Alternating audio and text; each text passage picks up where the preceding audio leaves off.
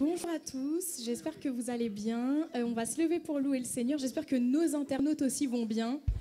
Soyez les bienvenus.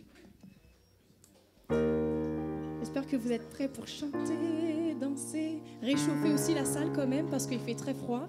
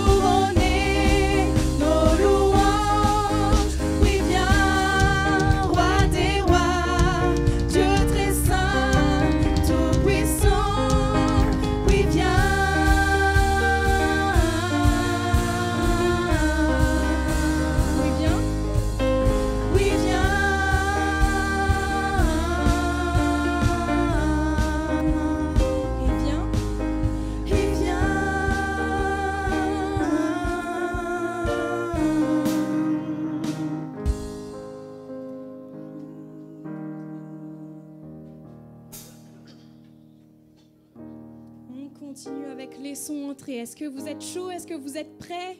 Amen. Oula, vous êtes un peu timide quand même. J'entends plus ici que là. Soyez prêts. Dansez, bougez. Merci Gisèle. C'est parti. On va laisser entrer notre roi. Est-ce que vous êtes d'accord? Amen. Allez-y.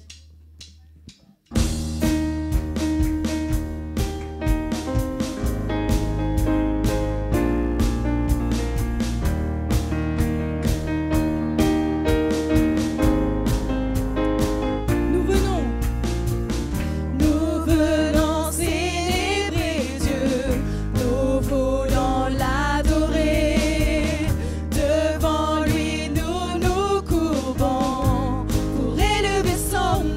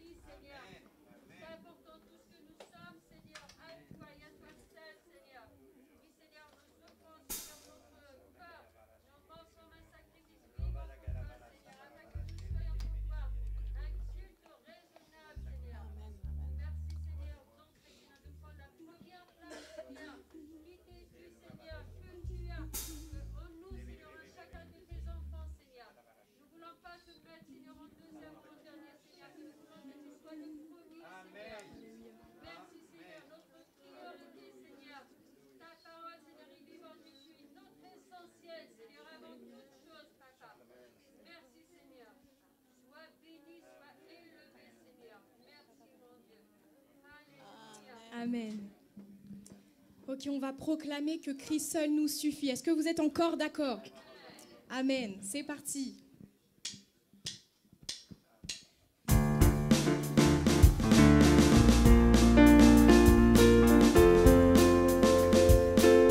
Sentez-vous libre, hein. Levez les mains, dansez, louez. Christ est tout pour moi. Christ est tout pour moi. Il est ma récompense. Car il n'y a rien dans ce monde qui puisse me satisfaire. Même dans l'épreuve, mon âme chante. Oui, pour toujours, il m'a sauvé. Christ seul me suffit. Christ seul me suffit.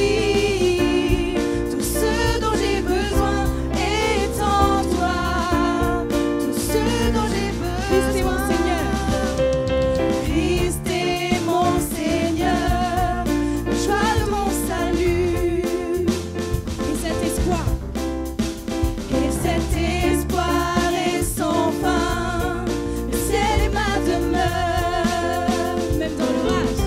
Même dans l'orage, mon âme chante. Jésus est là. À Dieu soit la gloire.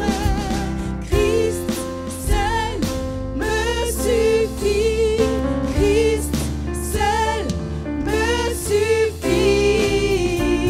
Tout ce dont j'ai besoin est en toi. Tout ce dont j'ai besoin.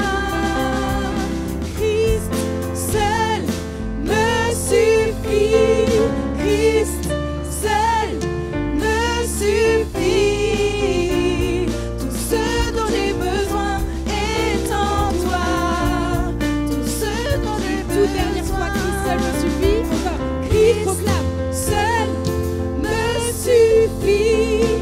Christ seul me suffit. Tout ce dont j'ai besoin est en toi. Tout ce dont j'ai besoin. Moi j'ai décidé de suivre Jésus. Lui pour toujours. Lui pour toujours. La croix devant moi, le monde derrière moi. Lui pour toujours. Oui pour toujours. Moi j'ai décidé de suivre Jésus. Oui pour toujours. Oui pour toujours. La croix devant moi, le monde derrière moi. Oui pour toujours. Oui pour. Attention, variation. Moi j'ai décidé de suivre Jésus-Christ. La croix devant moi et le monde derrière moi. Moi j'ai décidé de suivre Jésus-Christ. La croix devant moi et le monde derrière moi. Moi j'ai décidé de suivre Jésus-Christ. La croix devant moi et le monde derrière moi. Moi j'ai décidé de suivre Jésus-Christ. La croix devant moi. Dernière. Le monde derrière moi. Moi j'ai décidé de suivre Jésus-Christ. La croix devant moi. Le monde derrière moi. Moi j'ai décidé de suivre Jésus-Christ. La croix devant moi. Le monde derrière moi.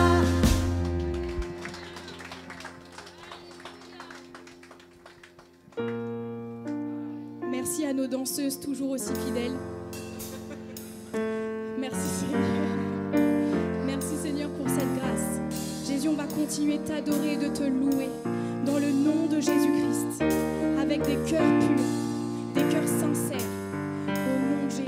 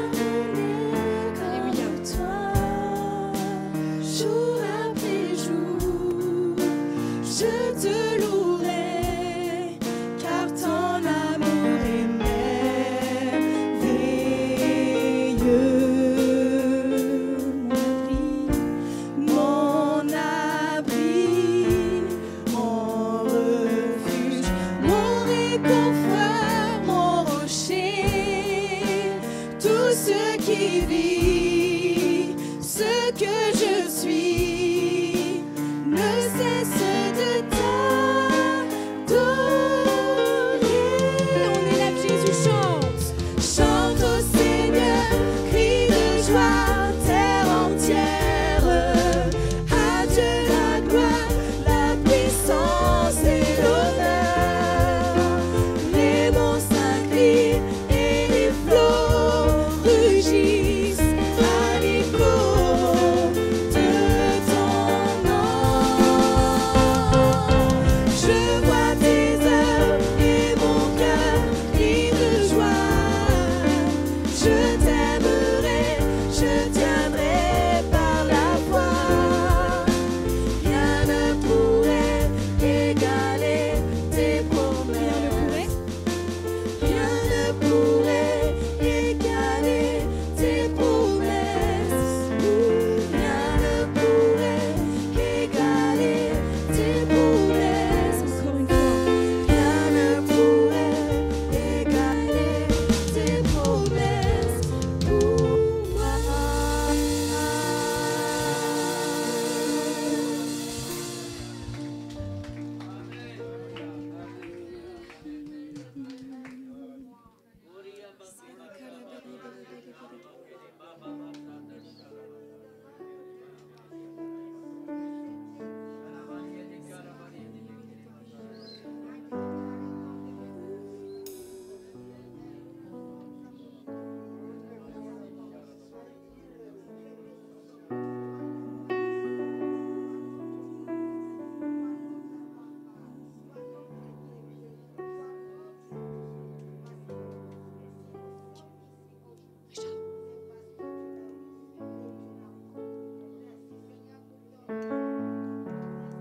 Alléluia.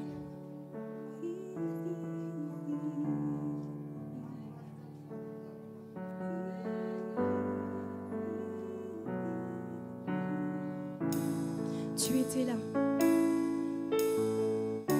Tu étais là dès la création. Fils unique du Dieu très haut. Les mystères de ta gloire révélés. En toi, Christ, notre Seigneur.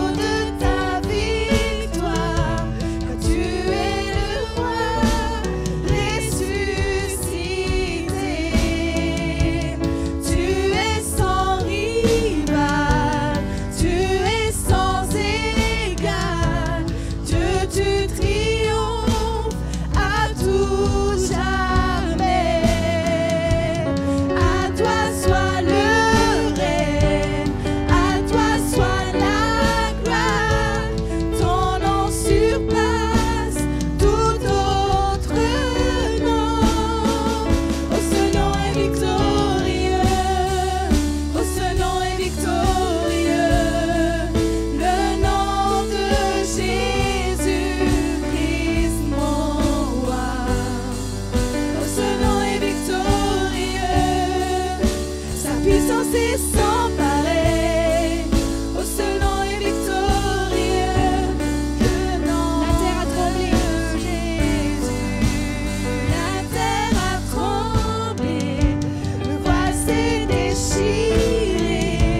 Les armes en la mort et le péché.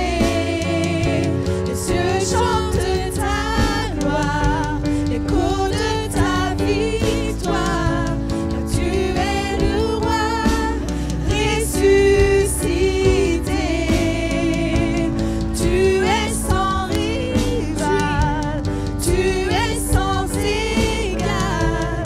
Dieu, tu triomphes à tout jamais. À toi soit le règne, à toi soit la gloire. Ton nom surpasse tout autre nom.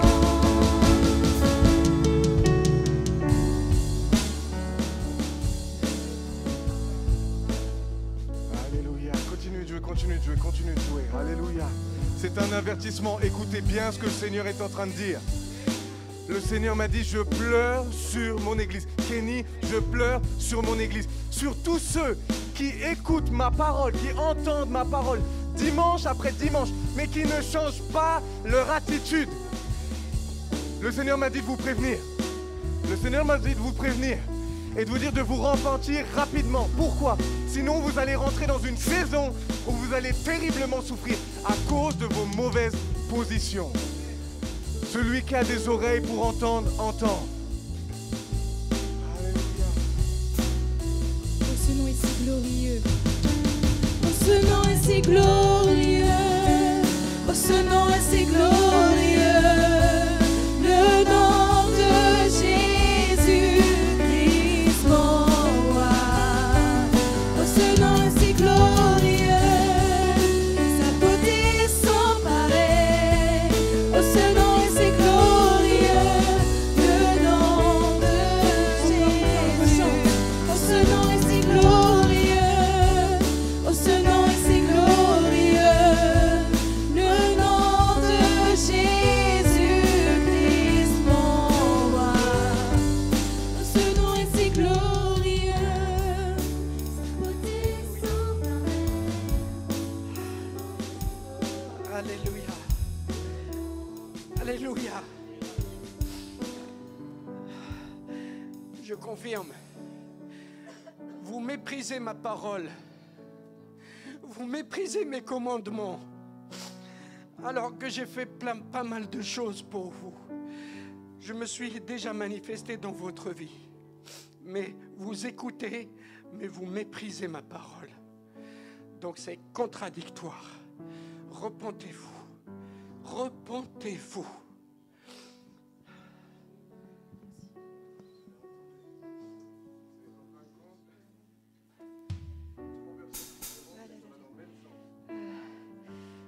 Vraiment, le Dieu veut qu'on soit vrai avec lui. Soyez vrai avec lui. Amen. Alléluia. Je disais, c'est bon, j'ai vu, merci. Je disais 3 personnes différentes, mais 3 personnes, ça va dans le même sens. Et on ne s'est pas concerté. Écoutez vraiment ce que l'Esprit de Dieu a dit ce matin. Tous ceux qui sont concernés, je vous conseille, sincèrement, je ne sais pas comment l'exprimer à l'intérieur, mais j'avais une douleur. Je ne sais pas ce que ça fait l'accouchement, mais en tout cas, c'était une douleur énorme. Spirituellement, je sentais dans l'esprit une douleur énorme de la part de Jésus pour tous ceux qui sont dans cette situation, dans cette attitude.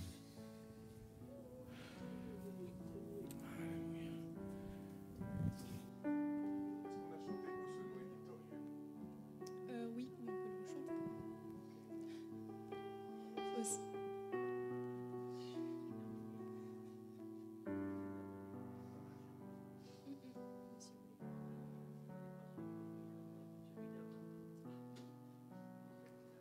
Ô Jésus mon sauveur. Ok.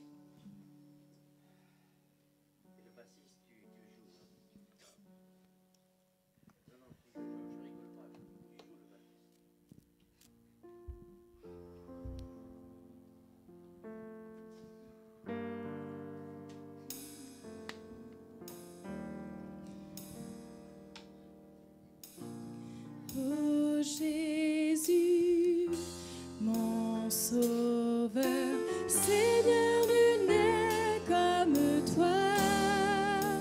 Jour après jour, je te louerai, car ton amour est merveilleux.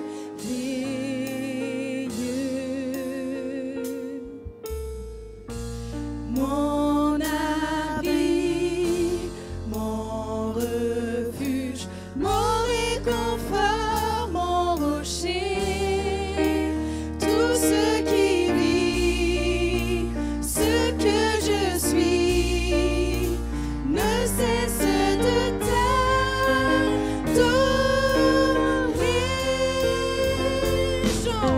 Chante au Seigneur, crie de joie, terre entière.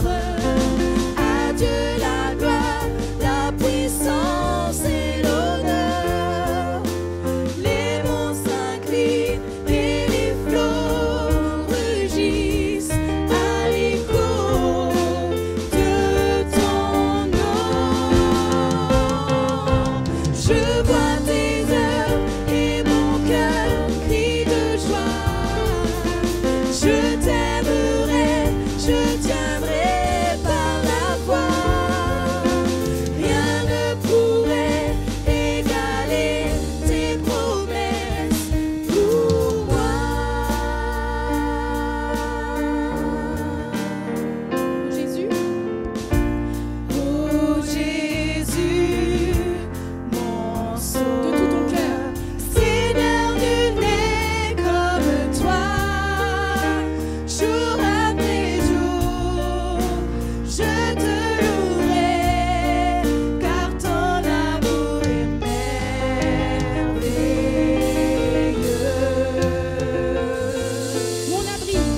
Mon abri, mon refuge, mon réconfort, mon rocher, tout ce qui vit, ce que je suis, ne cesse de t'adorer. Chante au Seigneur, crie de joie, terre entière. À Dieu la gloire, la puissance et l'honneur.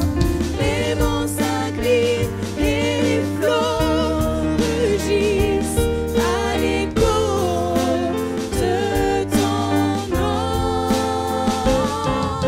Je vois tes œuvres et mon cœur crie de joie. Je t'aimerai, je tiendrai par la foi. Rien ne pourrait égaler tes promesses. Rien ne pourrait égaler tes promesses. Rien ne pourrait égaler tes promesses. Rien ne pourrait égaler tes promesses pour moi.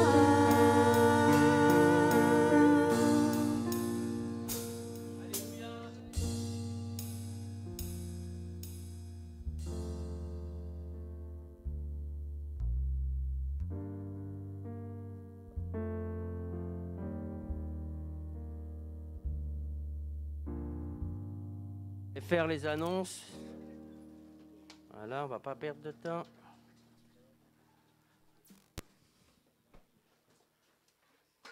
Voilà.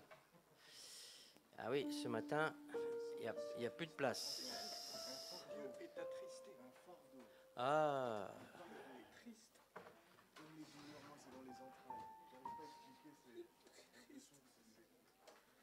Ouais. De quoi? Tu peux plus quoi? Bah tu viens de le dire. Tu veux le redire encore une fois? Dieu est très triste de voir l'attitude de certains de ses enfants. Il est très triste. Alléluia. Enfin, si je peux m'exprimer comme ça. La Bible dit, N'attristez pas le Saint-Esprit. C'est pas qu'une phrase, hein, c'est une réalité. Dieu, autant il peut aimer, autant il peut être attristé aussi. Hein. Alléluia, les deux vont ensemble. Donc, que ceux qui sont concernés, eh bien, ne prennent pas ça à la légère et changer d'attitude. Décider de changer d'attitude. Bonjour à tous et à toutes. Alors bonjour aux personnes qui sont de passage, mais maintenant qu'on connaît bien. Hein, comment ça va dans l'Est de la France? Ça va bien? Soyez les bienvenus. Ah mais toute la famille est au complet. Non, il y a le frère qui n'est pas là. Alors tout ça c'est la famille, on ne vous les présente plus. Hein,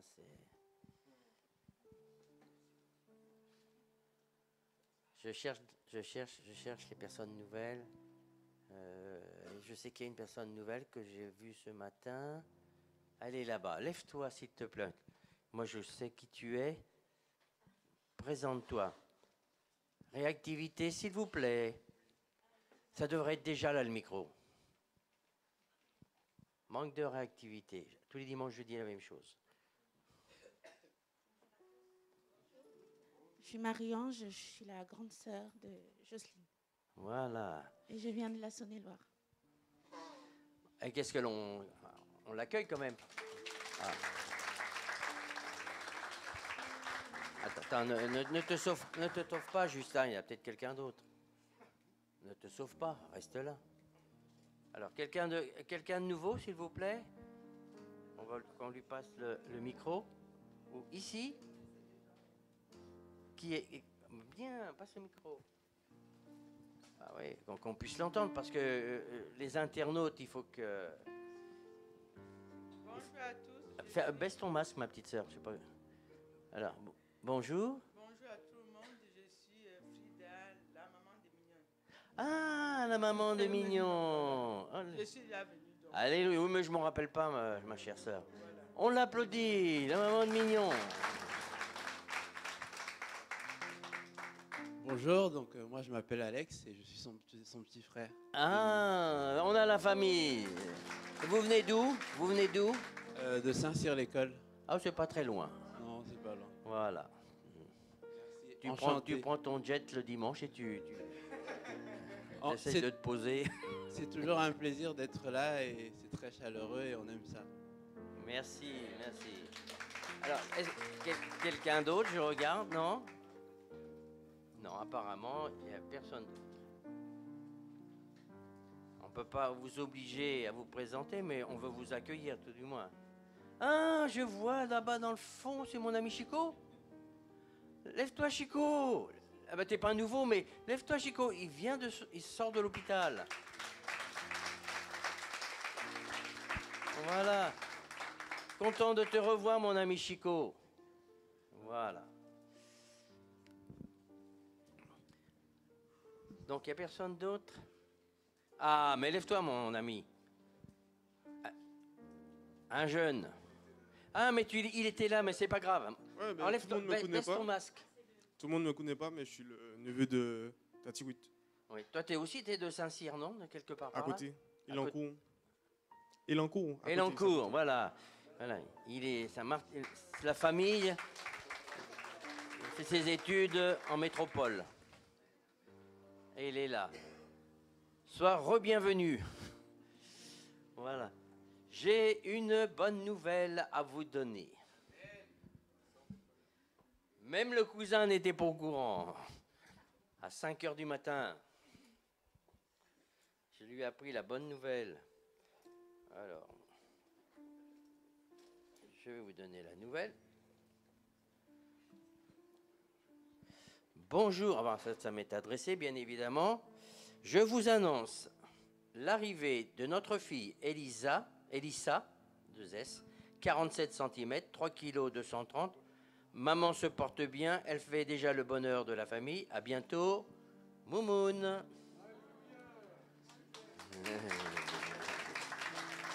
Voilà.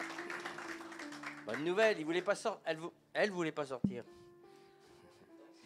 Vu le temps, oui, comme tu dis, il faisait chaud, il faisait meilleur.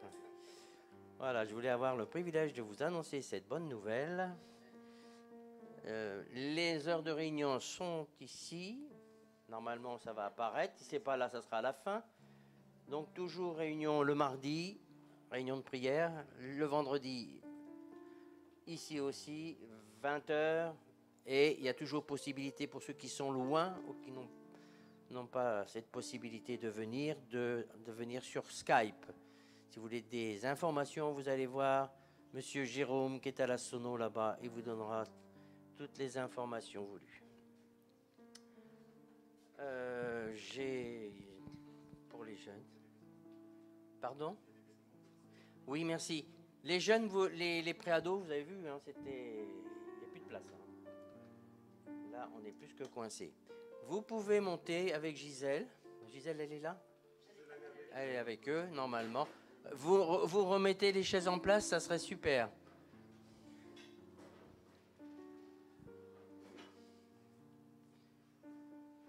Mais j'ai trouvé la solution. J'ai dit à Gisèle, tu ne mets pas de chaise. Bon, quand vous louez, vous êtes debout. Hein. Bon, pas besoin de chaise. Hein. Surtout qu'ils sont jeunes, ils ont des bonnes jambes. Ok, les anniversaires. Alors, l'anniversaire de notre libraire, Nathalie. Elle est où, ma Nathalie? Elle est là. Ah non, elle est là. On y est? On se lève. Joyeux anniversaire, Nathalie. Joyeux anniversaire, Nathalie. Joyeux anniversaire, Nathalie. Joyeux anniversaire. Et que Dieu te bénisse. Et que Dieu te bénisse. Et que Dieu te bénisse. Et que Dieu te bénisse.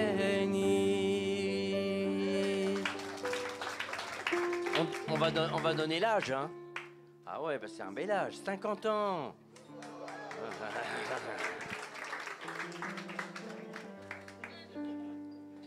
Alors, il y a Nathalie Razika, c'est passé, c'était la semaine dernière. Lanel Salomé, c'est chez moi. Lupo Nathalie, 58 ans. Le 10, c'est quand? C'est quand le 10? Oui, je sais, mais c'est quand le 10? Le 10, c'est quand? Alors, joyeux anniversaire, Saïd, on se relève. Joyeux anniversaire, Saïd. Joyeux anniversaire, Saïd. Joyeux anniversaire, Saïd. Joyeux anniversaire. Et que Dieu te bénisse. Et que Dieu te bénisse. Et que Dieu te bénisse, Saïd. Et que Dieu te bénisse. Voilà. Alors, elle n'est pas ici, 4 ans.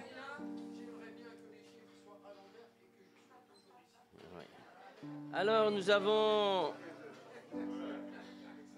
le 10 aussi, Maya Héloïsme, 4 ans. Donc, elle n'est pas ici, mais c'était son anniversaire. Donc, le papa est au piano. C'était... Non, on m'a pas souhaité l'anniversaire, il n'y a pas 4 ans. Donc, c'est l'anniversaire de ta fille, Maya, l'abeille.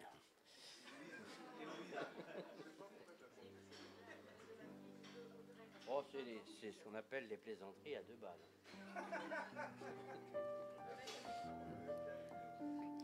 Pardon? La fille d'Audrey, elle n'est pas là? Ah, elle est là-haut. Ah. Mais de toute manière, on fait que les anniversaires que maintenant. Non. Normalement, donc, ils vont lui sauter là-haut. C'est bien. Ok. Je rends le micro.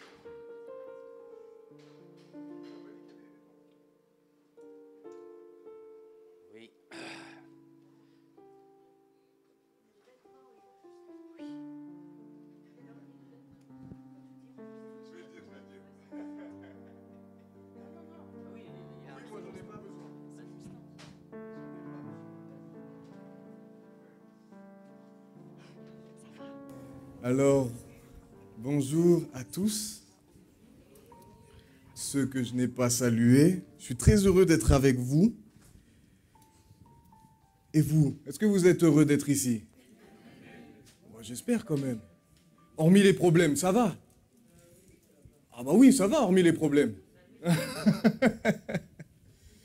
Ah, donc vous ferez attention, en sortie, il y a des vêtements. Donc je vous encourage à regarder, prenez ce qui vous plaît, oui, ce qui vous plaît. Sentez-vous libre, voilà, c'est là quand vous sortirez, c'est sur une table, tout a été exposé par Annick. Elle a tout plié, tout mis et bien mis. On va peut-être aussi passer les dîmes et les offrandes, j'allais oublier. La librairie, toujours la même chose, c'est ouvert, donc allez-y, il y a des livres, de bons livres. Tiens, Yves, est-ce que tu peux juste me tendre ma Bible, s'il te plaît? Merci, merci beaucoup. En tout cas, je suis très heureux d'être avec vous ce matin parce que j'ai vraiment ce message-là depuis que je l'ai reçu, puis que c'est dans mon cœur, ça ne me lâche pas. Vous savez, j'aimerais quand même... Ce qui a été dit juste avant, c'est vraiment un lourd fardeau pour Jésus. C'est vraiment une extrême douleur. C'est ce que je disais à Saïd, je dis, j'arrive pas à trouver les mots tant à l'intérieur, c'est dans mes entrailles, c'est l'impression comme déchiré. Quand Jésus voit son peuple qui en fin de compte est là, entend sa parole, mais ne l'applique pas, reste dans ses mauvaises positions, ça l'attriste terriblement. Et là, je vais parler d'un fruit qui attriste également le Saint-Esprit. Et ce fruit-là, on le voit dans l'histoire au travers de David et de Saül, c'est la jalousie. Et donc, la jalousie, ce n'est pas quelque chose d'anodin, c'est un fruit de la chair. C'est un fruit de la chair. Lorsque vous regardez dans Galates 5, à partir du verset 18, là, vous voyez qu'il y a toute une liste de fruits de la chair. Et on voit qu'il y a la jalousie, mais vous allez voir qu'il y a la jalousie, mais il n'y a pas que la jalousie. Il y a d'autres choses aussi qui vont découler. Et j'ai hâte de pouvoir développer là-dessus, parce que je crois que c'est vraiment quelque chose qui est très important pour le peuple de Dieu de comprendre et d'assimiler, afin de ne pas tomber dans ce genre de filet. L'envie, la jalousie, parce que ça peut aller très vite et ça n'arrive pas qu'aux autres. Et ça n'arrive pas qu'aux autres. Parce que souvent on dit non, moi, non, pas moi. Alléluia.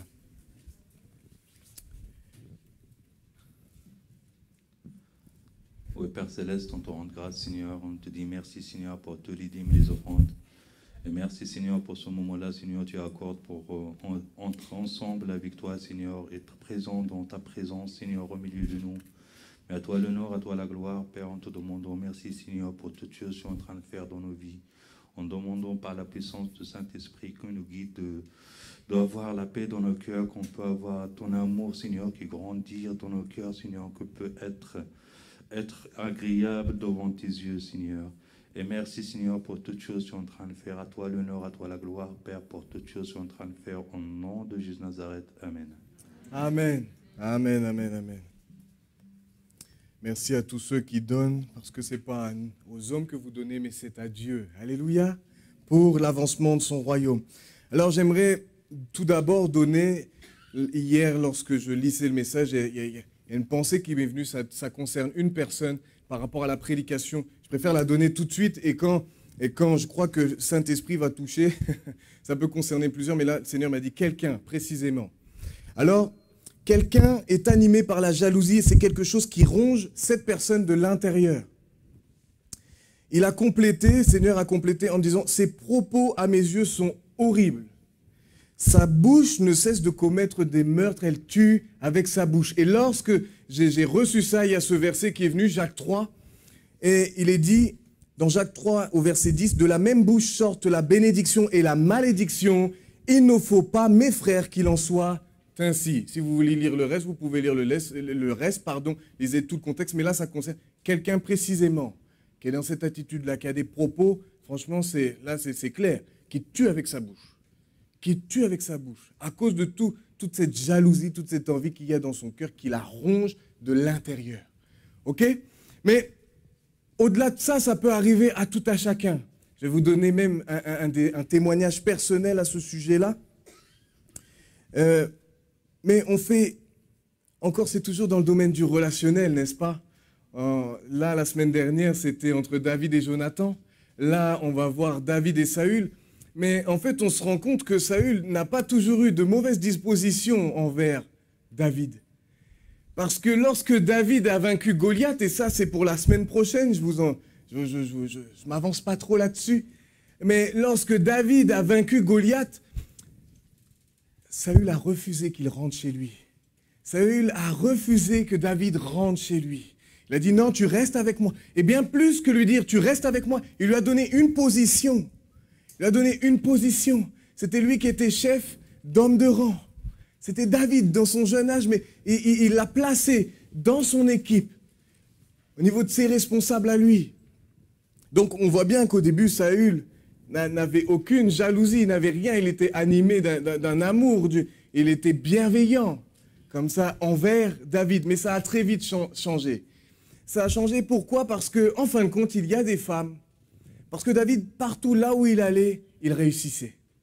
Partout où David était, on lui disait, va là, va faire ci, va faire ça. Tout ce qu'il faisait réussissait. Et le problème, c'est que, ce qui n'est en réalité pas tellement un problème, mais qu'il a été pour Saül et qui peut l'être aussi pour certains d'entre nous dans l'Église, lorsque nous voyons telle ou telle personne être élevée par Dieu, c'est qu'en fin de compte, lorsqu'il a vu que David a commencé à être élevé par Dieu, et ce chant qui a résumé ces femmes qui chantaient, que l'on donnait simplement 1000 à Saül. Saül a fait tomber 1000, mais David, lui, combien? 10 000. Et lorsqu'il a entendu ça, il fut très irrité. Et cela l'a déplu. On voit ça dans 1 Samuel 18, du verset 7 à 9. Et regardez un peu le point. Là, c'est vraiment, ça a été l'élément déclencheur de la jalousie que Saül a eue envers David. Et il est dit, et Saül regarda David d'un mauvais œil. Et ça nous apprend aussi, c'est un détail, mais en fin de compte, quand on voit la suite de l'histoire, on comprend mieux. Il dit, à partir de ce jour et dans la suite. À partir de ce jour-là et dans la suite. C'est-à-dire qu'il a été rongé, animé par la jalousie envers David. Pas besoin de vous répéter que Saül a été rejeté en tant que roi, non pas en tant qu'homme, mais dans sa fonction de roi, il a été rejeté par Dieu parce qu'il avait désobéi plusieurs fois, notamment avec les Amalécites. Et lui, il a gardé des choses, il a dit non, je vais faire des sacrifices. Mais Dieu ne lui avait pas demandé ça. J'ai trouvé ça très intéressant. Alors la jalousie, on va commencer par le commencement. La jalousie, c'est un fruit de la chair. Et là, lorsqu'on voit ce fruit de la chair, c'est quelque chose, en fin de compte, qui ronge, je dirais, l'humanité, l'être humain, dans toute sa globalité. Pas simplement, nous, on passe pas au-dessus. On passe pas au-dessus de ça. C'est pas parce qu'on est chrétien qu'on passe au-dessus, qu'on ne peut pas ressentir de la jalousie, de l'envie, être envieux envers quelqu'un. Alors, voilà ce que nous dit la parole. Galates 5, 20. Il y a toute une liste de plusieurs fruits de la chair. Mais là, il est parlé, donc, il y a l'idolâtrie, la magie, les inimitiés, les querelles, les jalousies. Regardez, c'est pas fini. Les animosités, les disputes, les divisions, les sectes. Alors, je ne sais pas si vous aimez le français, mais moi, c'est toujours quelque chose que j'ai aimé. Le français, ça a toujours été mon dada. Alors, quand c'est comme ça, je prends mon dictionnaire. Et lorsque vous prenez votre dictionnaire, je vais prendre la définition d'inimitié. Inimitié, c'est un sentiment d'hostilité, d'antipathie et de haine envers quelqu'un. Rappelez-vous, dans Genèse, lorsque Dieu va parler, va dire entre le serpent et entre ta postérité et ma postérité, il y aura inimitié. Ok? C'est-à-dire il y a une haine, il y a de l'hostilité, c'est impossible, il y a vraiment de la haine, il y a de l'hostilité entre la postérité du diable et celle de Christ. Maintenant, les querelles. Les querelles, il est parlé d'opposition vive, échange de propos hostiles. On voit qu'on est dans quelque chose qui n'est pas bienveillant, là. Hein. On voit qu'on est dans une catégorie où là, il n'y a pas de bienveillance. Loin de là, il n'y a pas de bonté. C'est des choses qui sont contraires aux fruits de l'esprit, qui sont annoncés juste après par l'apôtre Paul. La jalousie. Et j'ai trouvé ça intéressant parce qu'en grec, ça donne zélos. Mais vous savez que ce mot grec est aussi utilisé pour parler du zèle amer. Du zèle amer. Et quand j'ai lu ça, j'ai dit que j'ai trouvé ça vraiment riche. Une mauvaise... Il y a le bon zèle, mais il y a le mauvais zèle. Il y a le bon zèle, avec les bonnes motivations, les bonnes intentions, mais il y a le mauvais zèle. C'est-à-dire tu vas être zélé, mais pas pour... derrière, tu as la suite dans les idées. Et tu es prêt à parfois dire même des choses qui sont terribles, à agir de manière terrible. Simplement parce que toi, tu as envie de... Tu veux posséder. C'est ton moi, c'est mon moi. Moi, je me mettais à ma place, c'est comme si je disais, c'est ma carrière pastorale. Je ne sais pas si on peut dire ça comme ça. C'est mon ministère. Donc, si je vois quelqu'un qui a plus de dons que moi, qui a plus d'onction que moi, je vais commencer à dire, wow. Toi, non, oh, c'est quoi ça? Moi, je suis là depuis plus longtemps. C'est pas un petit jeune là qui va prendre ma place. Imaginez, je vous donne un exemple. Donc, il est dit que c'est une rivalité sérieuse, donc la jalousie, c'est-à-dire tu veux ce que l'autre a. Tu désires, tu veux posséder, mais pas dans le bon sens du terme. Là, c'est une mauvaise motivation. Parce qu'on peut aussi, et je crois que ça a été notre motivation à beaucoup, c'est qu'en fin de compte, quand tu vois un homme qui suit la parole de Dieu, tu vois un homme vraiment qui agit dans la foi, dans l'onction, qui est spirituel, ben, moi je disais, mais je veux ça.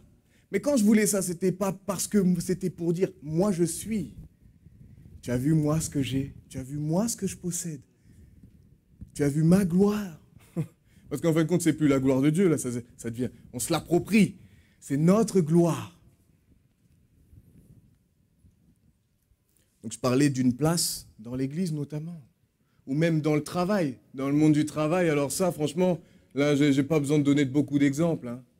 On voit bien, il y en a qui sont prêts à tout et qui vous jalousent parce que le chef, il voit que vous êtes quelqu'un de fidèle, vous êtes quelqu'un de droit. Quand vous dites oui, c'est pas peut-être, c'est pas je sais pas, et qu'il vous donne et vous donne des responsabilités, il vous donne des choses comme ça. Mais l'autre qui voit ça, il dit non, moi je veux sa place. Et il est prêt à tout. Il va aller voir ton chef. Il va dire, et t'as vu lui là, comment il a parlé? Et t'as vu, ah mais tu sais pas là ce qu'il a fait derrière ton dos?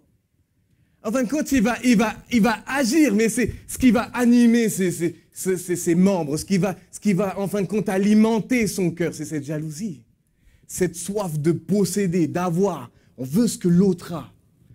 Mais je crois qu'on peut aussi dans cette attitude où moi, je ne le cache pas, j'ai beaucoup envié Yves. Parce que quand je voyais l'onction qu'il avait, quand je voyais toutes ces choses-là, j'ai envié bien d'autres aussi. Quand je voyais comment la relation qu'ils avaient, je dis, mais moi, je veux pareil. Mais ce n'était pas le même état de cœur. Ce n'était pas la même motivation. Bien qu'on peut basculer. Hein. Bien qu'on peut basculer. L'animosité. Ah, l'animosité. Ce qui est bien avec l'animosité, c'est que si tu ne sais pas si tu as de l'animosité, regarde la personne et tu vas savoir ce qui monte en toi. Et là, tu vas savoir si tu en as ou si tu n'en as pas. Ce qui est bien, c'est que simplement, en regardant une personne, le volcan se déclenche. À l'intérieur, il y a les pensées, et même si ce n'est pas dit, hein, et même si ce n'est pas forcément dit avec sa bouche, mais Dieu voit très bien nos pensées. Il est au courant de tout. Il voit bien nos motivations, il voit bien nos intentions. On ne peut pas lui faire, on peut pas le tromper. Lui, il est au courant de tout. Et je dois avouer qu'à bon nombre de moments, je dois lutter avec l'animosité. Et là, en ce moment, je racontais à Yves, dans mon travail, c'est une lutte perpétuelle. Ah oui, permanente, pardon. J'ai dit perpétuelle, pardon. Permanente. Merci Yves. Et on voit que c'est quelque chose de difficile. Mais si on essaie par nos propres moyens de lutter contre ça, je vous dis tout de suite, vous avez perdu. Je préfère vous le dire tout de suite, j'ai essayé.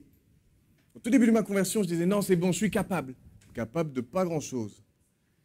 Parce que quand ça ronge votre cœur, quand ça pollue vos pensées, quand ça vous écrase, je peux vous assurer, vous pouvez faire tous les efforts possibles et inimaginables, humainement parlant, naturellement parlant.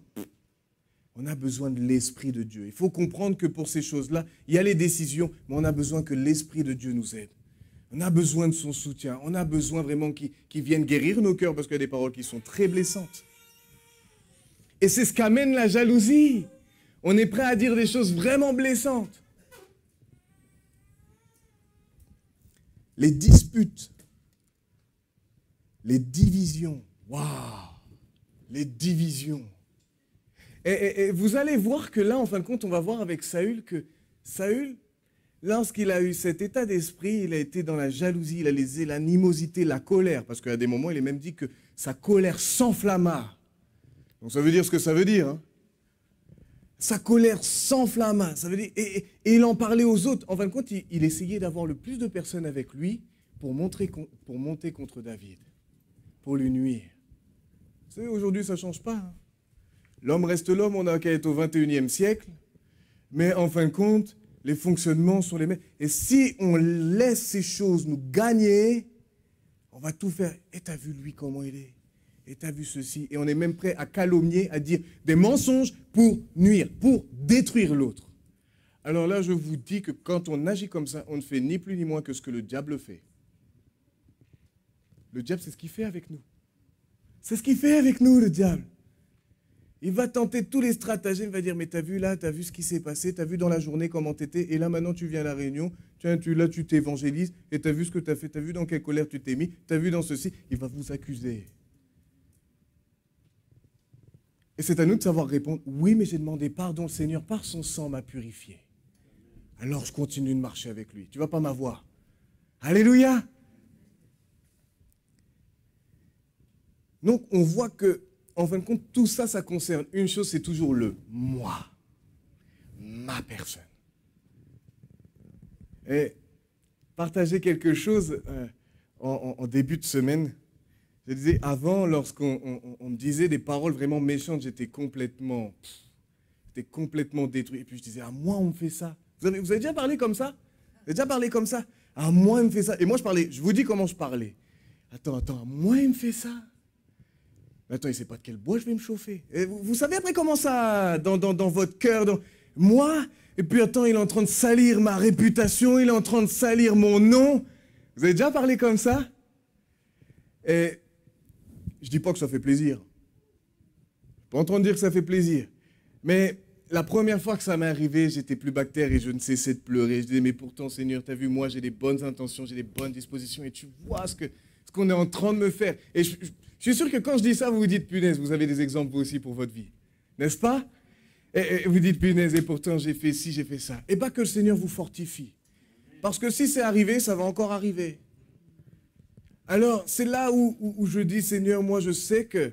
Et c'est là où il faut qu'on ait cette conviction. Si tu sais que tu as des bonnes motivations, que tu fais rien pour nuire ou quoi que ce soit, si les personnes te jalousent, si les personnes veulent te... Demande au Seigneur qu'il te donne la force de passer au-dessus. Et peut-être qu'aujourd'hui, ça t'écrase. Mais demain, tu ne seras plus écrasé. Ça va toucher. Parce qu'il ne faut pas dire que ça ne nous touche plus. Parce que même si ça m'arrivait encore aujourd'hui, je serais touché. Mais plus écrasé. Parce que le Seigneur nous fortifie. Et puis, c'est le moi qui meurt. Là, moi, c'est ce que je dis, ma réputation, ma renommée. Si quelqu'un veut me salir, ça ne me fera pas plaisir. Mais au bout du compte, je sais qui je suis. Je sais qui je suis. Je sais que je ne suis pas parfait, mais je sais mon attitude. Lorsque je fais une erreur, je demande pardon au Seigneur et aux personnes si j'incrimine. Donc quand vous savez ces choses-là, ne vous laissez pas écraser. Ne vous laissez pas écraser. La première question, ce serait comment répondre? Comment répondre face à des personnes qui sont dans la jalousie contre nous? Comment répondre? Comment est-ce qu'on peut faire? Je pourrais vous donner des réponses rapides, mais je pense que David, il nous donne beaucoup d'éléments à ce sujet-là.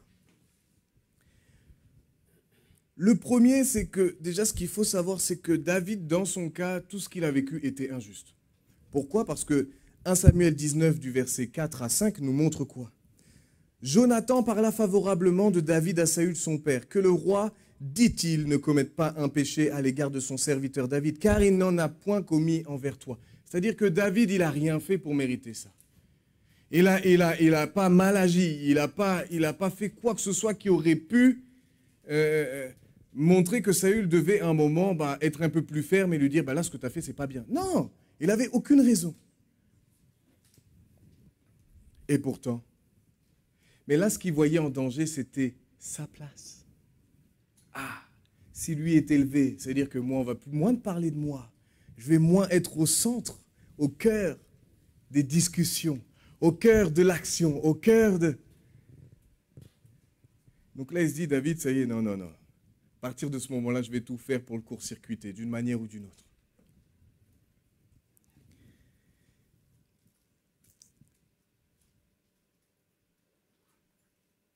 Et c'est vrai qu'il est difficile de garder une bonne position. Je dis, quand on subit ces choses, c'est difficile. Parce qu'à des moments, on a... Notre chair aussi, elle est là. Hein. Puis elle dit, Kenny... Ou elle dit, Brigitte, ou elle dit, Sarah, te laisse pas faire quand même. Oh, on est qui nous? On va se laisser faire quand même? On va tendre l'autre joue et puis on va se laisser battre comme ça? Non, on va pas se laisser. Et puis il y a la colère qui monte. Et en fin de compte, quand cette colère elle monte, là, ce qui va sortir de ta bouche, ça peut être très problématique. Là, tu vas commencer à toi aussi jouer dans son jeu. Tu vas rentrer dans son terrain, dans le terrain de cette personne qui te jalouse. Et ça ne va pas amener la main de Dieu dans notre situation. Si ça arrive, demandez pardon à Dieu, mais aussi à la personne à qui vous avez fait. Ah, parce que souvent, ce n'est pas trop le problème, ça, de demander pardon à Dieu. Enfin, bien que des fois, ça peut être le problème. Mais le plus dur, c'est d'aller voir la personne et lui dire, j'avoue, j'ai eu une mauvaise attitude envers toi, je te demande pardon. Parce que ça nous demande quoi, l'humilité? Et ça nous demande quoi? De reconnaître que là, on a mal agi. Et ça fait mal au moi. Ça fait mal à ton ego, à ton orgueil. Ça fait mal. Mais je dis que quand on a compris, ça, c'est appelé à mourir. Et il y a des positions comme ça qu'on doit prendre. Si tu dois pardonner, demande pardon. Et c'est comme ça qu'on tue le moi. C'est comme ça qu'on en vient à bout. C'est comme ça que... Parce que ce qui doit dominer en nous, c'est ce que dit la parole de Dieu. Ce n'est pas ce que nous ressentons sur le moment, mais c'est ce que dit la parole de Dieu. Qu'est-ce que dit la parole? Si tu sais qu'avec ton frère, c'est même pire. Si tu sais que ton frère a quelque chose contre toi, va le voir. C'est encore un degré au-dessus. Va le voir.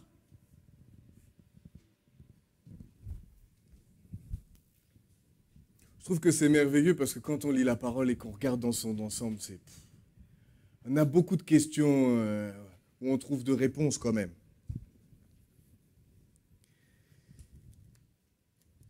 Et donc, c'est là que Saül va commencer à faire son stratagème. Le premier, c'est il dit, je vais te proposer ma fille.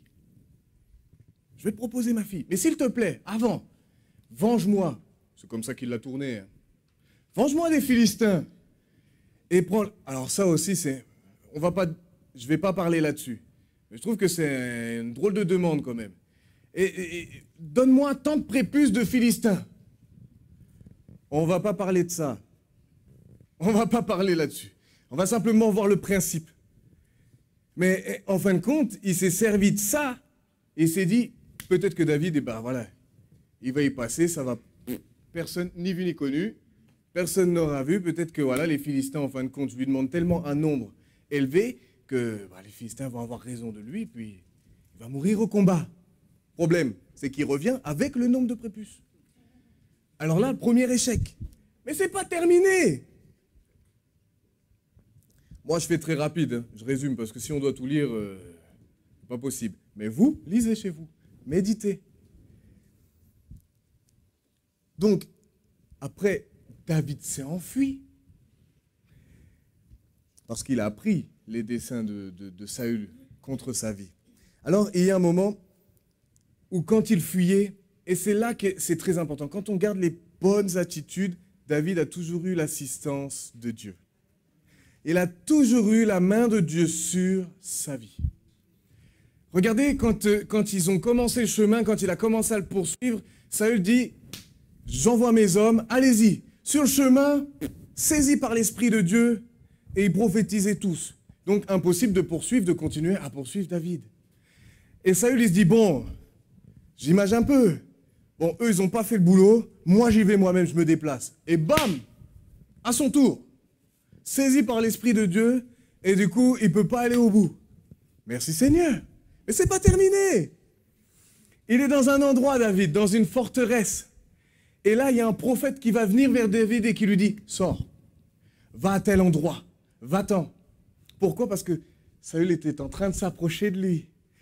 Et donc, Dieu a utilisé un prophète pour l'avertir afin qu'il puisse s'enfuir et ne pas être saisi par Saül et tous les hommes qui étaient avec Saül. Mais je crois que là, c'est pareil. Et même David, lui qui était poursuivi, il a sauvé les habitants de Kéla. Il a demandé au Seigneur, est-ce que je dois y aller? Il a dit, oui, tu iras et tu auras la victoire. Il est allé. C'est-à-dire que lui-même était poursuivi, mais dans sa poursuite, il a aussi aidé ceux qui étaient dans le besoin et il a eu la victoire. Il a délivré les habitants de Kéla des Philistins. Dieu, et ça, 1 Samuel 23, 14, il est carrément dit que Dieu, c'est Dieu, et c'est marqué, d'ailleurs, il faut que je le reprenne très rapidement, 23, 14.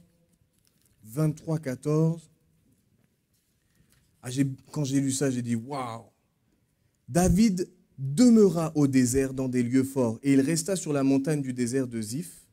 Saül le cherchait toujours, mais Dieu ne le livra pas. Mais Dieu ne le livra pas entre ses mains. Waouh! C'est pas merveilleux, ça?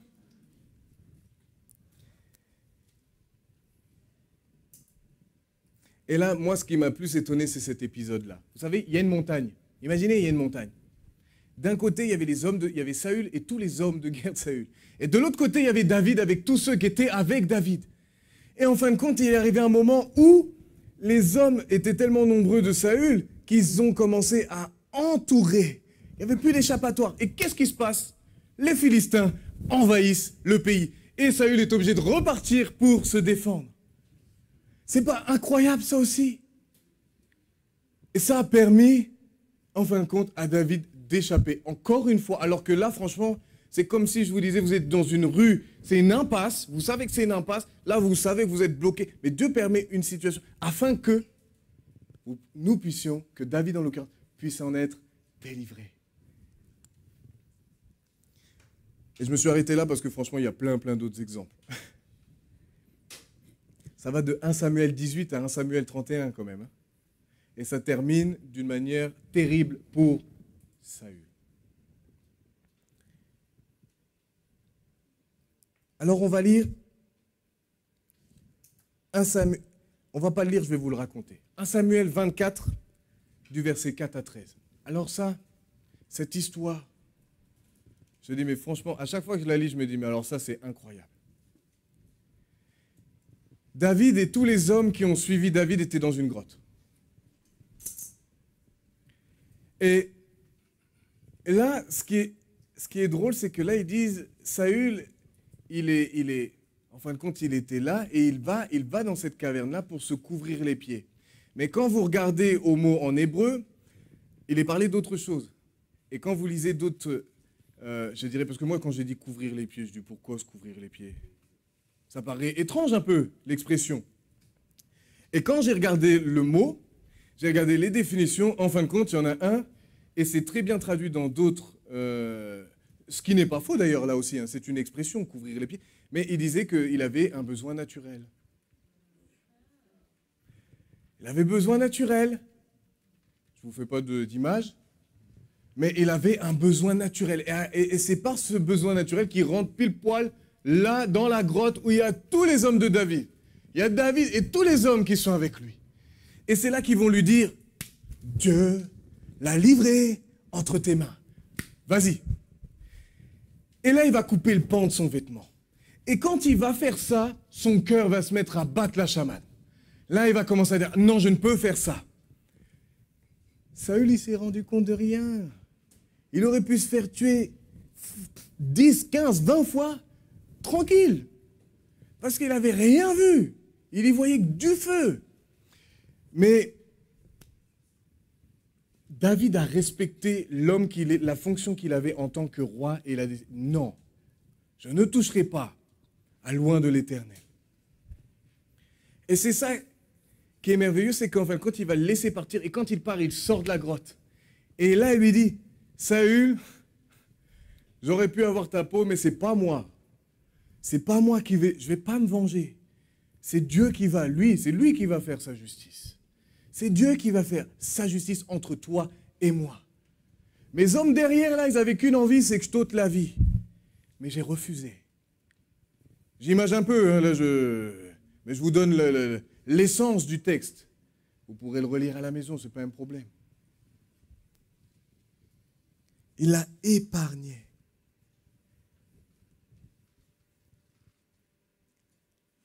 Il dit là, puisque j'ai coupé le pan de ton manteau et que je ne t'ai pas tué, sache et reconnais qu'il n'y a dans ma conduite ni méchanceté, ni révolte, et que je n'ai point péché contre toi. Et toi, tu me dresses des embûches. Et toi, tu me dresses des embûches pour m'ôter la vie. L'Éternel sera juge entre moi et toi, et l'Éternel me vengera de toi, mais je ne porterai point la main sur toi. Pour ceux qui connaissent bien leur Bible, vous savez qu'il y a une deuxième fois où David aurait pu tuer Saül. Et ça, c'est extraordinaire. Il rentre dans un camp. Saül est au milieu du camp. Imaginez un peu, moi j'ai imaginé la scène. Je ne sais pas si vous avez déjà regardé des films d'époque, et en général, quand les gars sont rentrés dans le camp, il est mieux pas qu'ils se fassent choper dès le début. Parce que alors là, si tous les autres venaient, terminé. On ne faisait qu'une bouchée d'eux. Et là, en fin de compte, David, avec un allié à lui, ils sont rentrés dans le camp. Et bien plus, ils sont rentrés dans le camp, ils sont carrément allés dans la tente où Saül dormait. Ils n'ont rien entendu. Il a pris quoi? La lance de Saül, il a pris la cruche d'eau, il est sorti. Et bien plus loin, il a dit, Saül, encore une fois, je ne t'ai pas ôté la vie.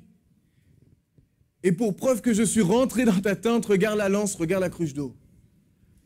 Et lui-même avait remarqué que quand il s'est réveillé, oh, mince ma lance, oh, mince ma cruche d'eau.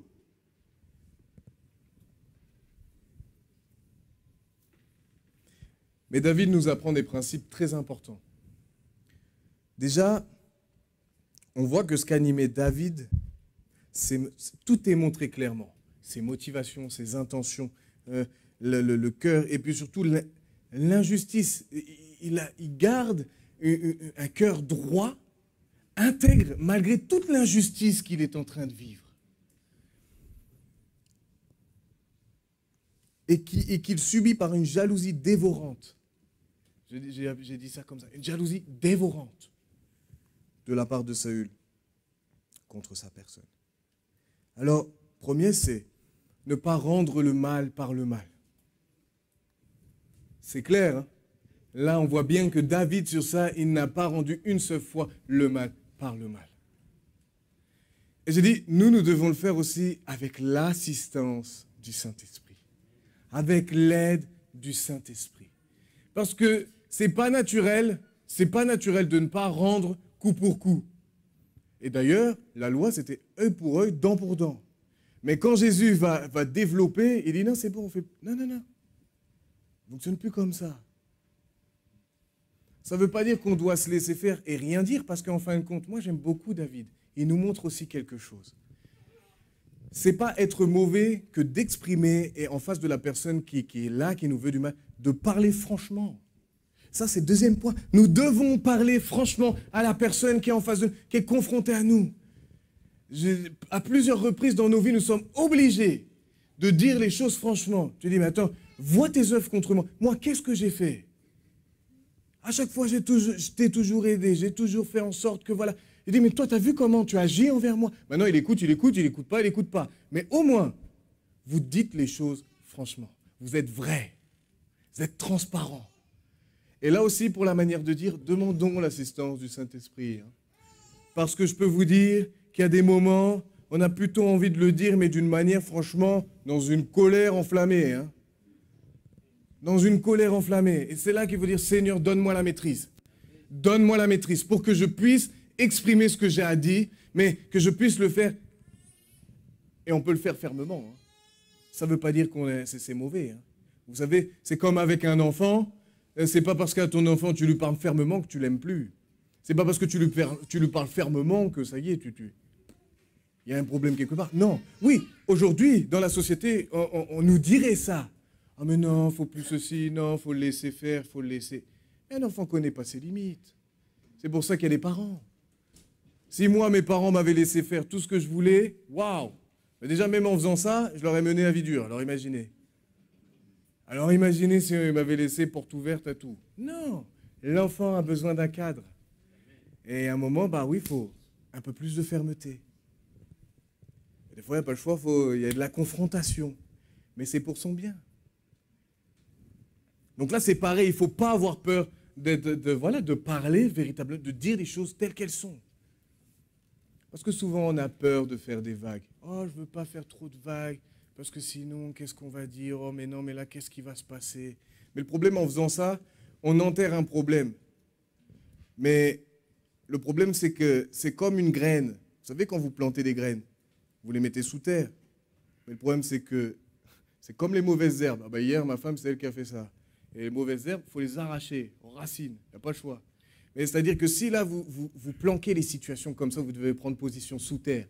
Et à un moment, vous allez voir le fruit de cela. Ça va ressurgir de terre. Mais ça risque d'être pire que si, dès le départ, on était venu et on avait arraché. On avait agi tout de suite.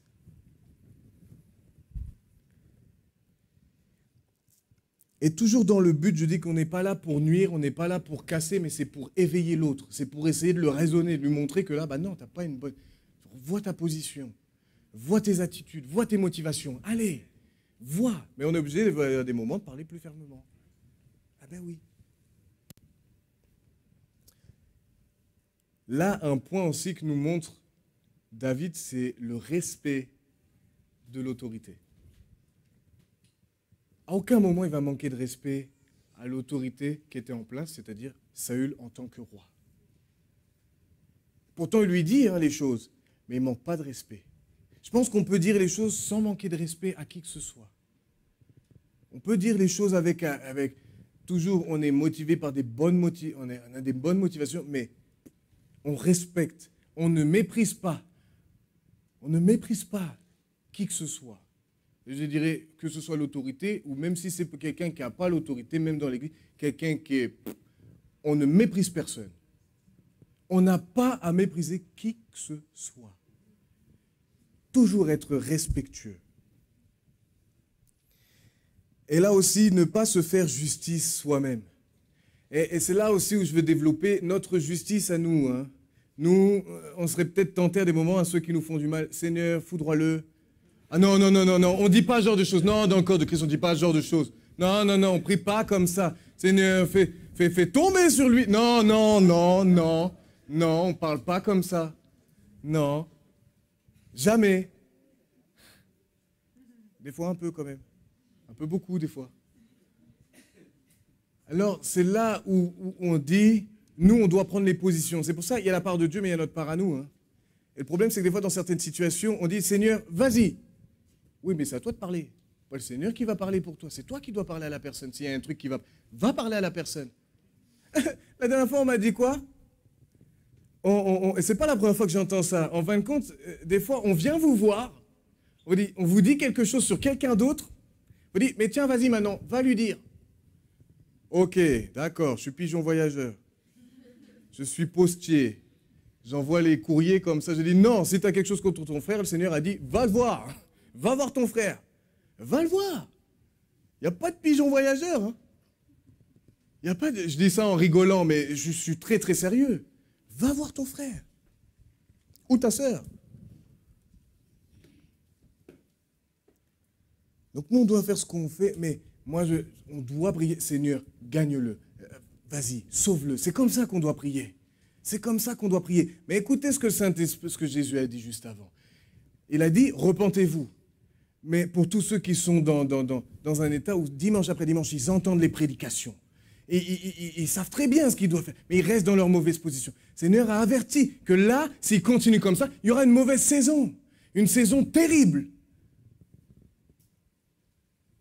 Donc il faut prendre ça au sérieux.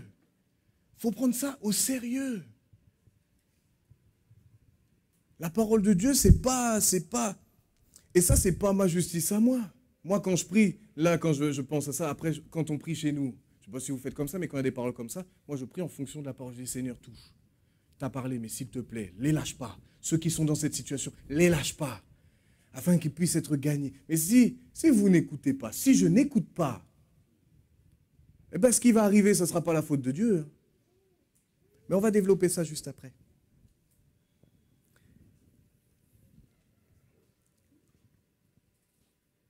Laisser son cœur gagné par la jalousie a de lourdes conséquences. Saül a vu David comme un adversaire, comme un ennemi à battre, afin que les projecteurs reviennent, la gloire revienne sur lui. Vous savez, on parle souvent de ça, des pensées. On parle souvent des pensées, parce que c'est le QG. Si ici, le combat commence ici, c'est les pensées. Et si dans vos pensées, vous laissez les choses venir, alors ça va tout polluer le reste. Et vous allez agir en fonction de ce qu'il y a ici, de ce qui abonde dans votre cœur. Tout ce qui vous a pollué. Et je pensais à ça, je vous donne un exemple simple. Quelqu'un qui a le cœur brisé, quelqu'un qui a subi du rejet, qui a subi de l'abandon, qui a subi des paroles humiliantes, des choses comme ça. OK? Vous me suivez jusqu'ici? Ça crée quoi? Des blessures, hein, n'est-ce pas? Donc, ça crée des blessures. Mais le problème, c'est que quand vous allez être confronté à des situations, même si la personne en face ne vous rejette pas, ne vous montre aucune forme d'abandon, est bienveillante avec vous, et bien dans vos pensées, votre filtre est pollué par quoi? Par la blessure avant. Et vous allez vous sentir rejeté. Vous allez vous sentir condamné. Vous allez vous sentir accablé. Alors que ce n'est pas la vérité. Pour vous, pour ceux qui sont dans cet état-là, c'est leur vérité. C'est leur vérité parce qu'en fin de compte, quand ils reçoivent une parole, quand ils reçoivent, il y a une attitude, il y a des choses comme ça, ça passe dans un filtre. Et si ça passe par le filtre de la blessure passée, alors là, on va réagir selon ce filtre-là. Voilà pourquoi on a besoin de demander au Seigneur, viens guérir mon cœur. Viens guérir mon cœur, afin qu'on ne soit plus écrasé par ces choses-là. Ben, la jalousie, c'est pareil. Si tu laisses la jalousie gagner ton cœur, tu vas voir toutes les personnes autour de toi comme une source, comme un adversaire. Tu vas rentrer en compétition. Tu vas rentrer en compétition avec l'autre. Et puis tu vas croire que peu importe ce qu'il fait, qu'il le fait exprès pour te narguer.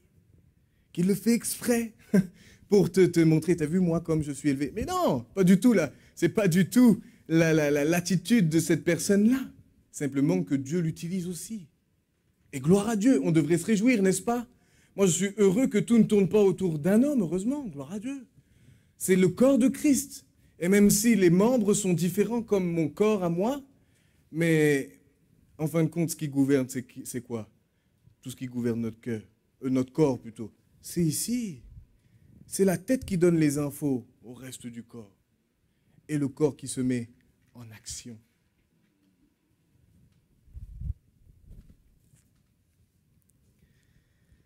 Donc ça a été un gros problème pour lui. C'est qu'en fin de compte, Saül, à cause de cette jalousie-là qu'il a gagnée, quand il voyait David, c'était son plus grand adversaire, alors que David n'avait rien fait contre lui. Saül a laissé une porte ouverte à l'ennemi à cause de sa jalousie. Alors là, par contre, on m'a posé la question, d'ailleurs, Kevin, tu es là, c'est toi qui m'as posé la question, une question très importante. Parce que, voilà, 1 Samuel 19,9 nous dit, alors, parce qu'il était gagné par la jalousie, Saül, il dit, alors le mauvais esprit de l'Éternel fut sur Saül qui était assis dans sa maison, sa lance à la main. Ok. Il y a une autre traduction qui dit, le mauvais esprit envoyé par l'Éternel. Ok, vous êtes d'accord? Alors là, si on prend que ce passage-là, Dieu, maintenant, c'est lui qui envoie les maladies, c'est lui qui envoie tous les châtiments, toutes les choses. Mais si on regarde avec un sens plus global, ok, qu'est-ce que dit la Bible de Dieu? Un truc très très simple. Dieu est lumière et il n'y a point de ténèbres en lui. Alors si Dieu est lumière et qu'il n'y a point de ténèbres en lui, comment alors il pourrait envoyer? En fin de compte, ce qu'il faut comprendre, c'est le principe, c'est que Saül, à cause de sa position, a donné un droit à l'ennemi sur sa vie. Ce n'est pas Dieu qui a envoyé. Mais quand c'est comme ça, Dieu ne peut pas s'opposer. Tu as laissé une brèche. Ça donne un droit à l'ennemi. Ce n'est pas la faute de Dieu, ce n'est pas lui qui envoie.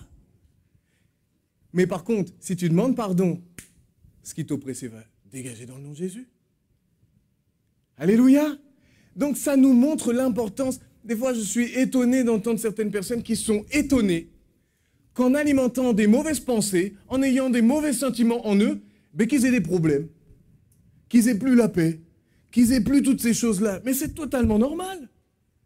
En fin de compte, vous n'agissez pas selon ce que la Bible dit. Si moi je laisse mon cœur gagner par la haine, par la jalousie, croyez-moi qu'il y a un moment, je ne vais pas parler comme je parle là. Hein. Admettons, je prends l'exemple. Je suis jaloux de Yves. C'est un exemple. Hein. Je suis jaloux de Yves. Eh bien, si je suis jaloux envers lui, ou jaloux envers Martine, ou jaloux envers Saïd, sur un point bien précis, eh bien, quand je vais voir Yves, même s'il a des ou peu importe qui, quand ils vont avoir même des bonnes intentions envers moi, je vais les voir comme un ennemi, comme un adversaire. Je vais les voir comme une source de... Ah oui, c'est simple, hein. Mais ça, c'est un combat. Nous devons combattre. Nous ne devons pas laisser nos cœurs être gagnés par ça, par la jalousie. Parce que la jalousie va exciter quoi? Les querelles, les disputes. Ça peut même aller jusqu'aux divisions. Dire, ah bah oui, ah d'accord. C'est ce que ça a fait en fin de compte avec David et Saül. Saül, il a eu ceux qui étaient avec lui. Son propre fils a été avec David, à Saül. Et ça fait une division. Mais si Saül n'avait pas agi comme ça, je dis que l'histoire aurait été totalement différente. Totalement différente. Mais hélas, Saül n'a pas veillé sur son cœur.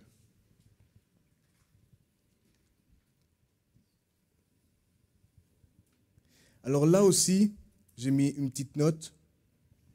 Je disais, avec un passé, des fois on a un passé, tout le monde n'a pas été pris par les puissances des ténèbres. Moi je dis même qu'il y en a qui étaient en moi. C'était en moi, pas simplement une oppression extérieure, mais c'était en moi. Alors là, si j'ai des comportements, je parle de la jalousie, mais je peux parler de plein d'autres fruits. Je pourrais parler de la sexualité, l'impureté sexuelle, enfin, toutes les choses comme ça. Si je laisse ça gagner, moi, je ne vous dis pas, toutes les puissances vont revenir. Hein. Et c'est là où j'aimerais vous donner un conseil. Parce que je sais que ce n'est pas que mon cas à moi. On a un lourd passé pour certains, avec des puissances des ténèbres. Mais notre fonctionnement ne doit pas être conditionné. Notre fonctionnement avec Christ ne doit pas être conditionné par cette peur que les démons reviennent en nous, mais plutôt conditionné pour faire ce qui plaît à mon Dieu dans une crainte respectueuse, une obéissance à sa parole, et surtout parce que je l'aime. C'est pas parce que j'ai peur d'avoir des... mais c'est parce que je l'aime. C'est pas du tout la même motivation. Ça paraît subtil, mais c'est pas du tout la même motivation. C'est parce que j'aime Dieu, je veux lui plaire, je veux faire ce qui est bon pour lui, ce qui lui est agréable. Je veux lui obéir, même si ce n'est pas toujours évident. Des fois, ça coûte. Certaines prises de position coûtent, mais c'est parce que je veux lui plaire, je veux lui être agréable. Et je ne veux surtout pas être coupé de lui si j'ai une mauvaise position. Je ne veux pas être coupé de lui. Mon intimité est plus importante que toute autre chose. Mon intimité avec lui, votre intimité avec lui. Vous avez bien compris? Amen? Je suis clair depuis tout à l'heure? Bon. Parce que je vous vois, vous écoutez. Hein. Je ne m'en plains pas, hein. Je ne suis pas en train de m'en plaindre. Mais c'est pour voir si je vous stimule un peu quand même. Troisième point. Saül a littéralement tué des gens dans cette jalousie ardente qu'il allumait. Des gens innocents. Et ça, on le voit dans 1 Samuel 22, 18 à 19. Alors le roi dit à Doeg, je ne sais pas comment ça se dit, « Tourne-toi et frappe les sacrificateurs. » Ça, c'était une personne qui était avec Saül. Pourquoi? Parce qu'il a appris que le sacrificateur avait donné des directives, avait aidé, en fin de compte, avait aidé David, mais lui était au courant de rien, ce sacrificateur-là. Et voilà ce qui s'est passé. C'est qu'en fin de compte, ce fameux personnage-là, Doeg, l'Édomite, se tourna et ce fut lui qui frappa les sacrificateurs.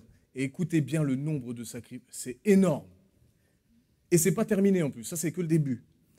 Il fit mourir en ce jour 85 hommes portant l'éphod de lin. Waouh! Et c'est pas terminé. Saül frappa encore du tranchant de l'épée Nob, ville sacerdotale. Donc là, il ne s'attaque pas à n'importe quelle ville.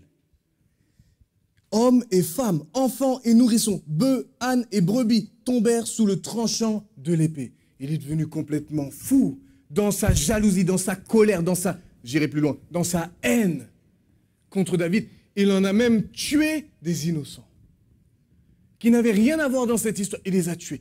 Aujourd'hui, je dirais que nous ne tuons pas avec des armes. Mais la Bible nous montre que même avec notre bouche, nous pouvons tuer. Vous avez entendu la prophétie juste avant que je commence cette prédication, là où j'ai introduit, on tue avec notre bouche.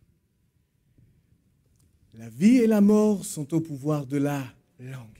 C'est fou comme ce tout petit muscle hein, peut enflammer une forêt sans problème. Comment elle peut être source de conflit, source de division, source de jalousie, source de querelle. Waouh!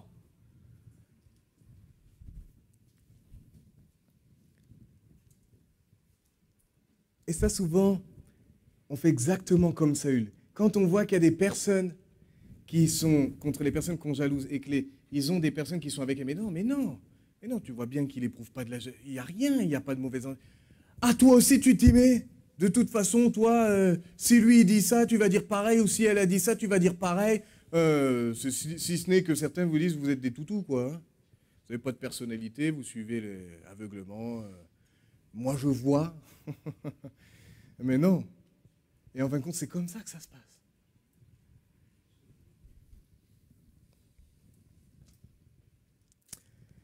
Et ce qui est terrible dans tout ça, c'est que la jalousie, c'est tout, et tout ce qui va avec d'ailleurs. Hein.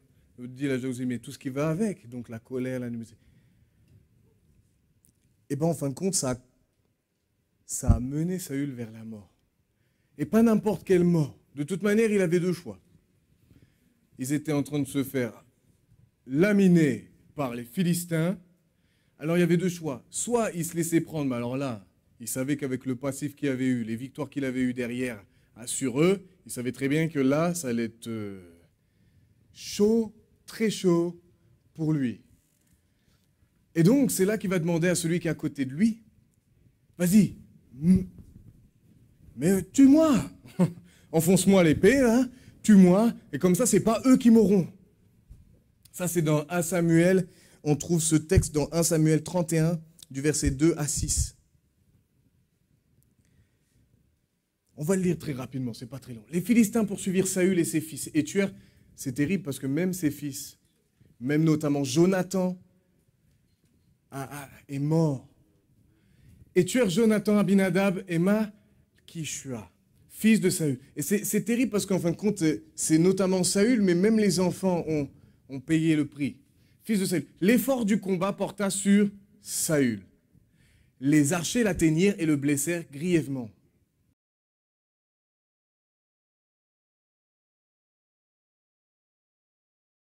Peur que ces incirconcis ne viennent me percer et me faire subir leurs outrages.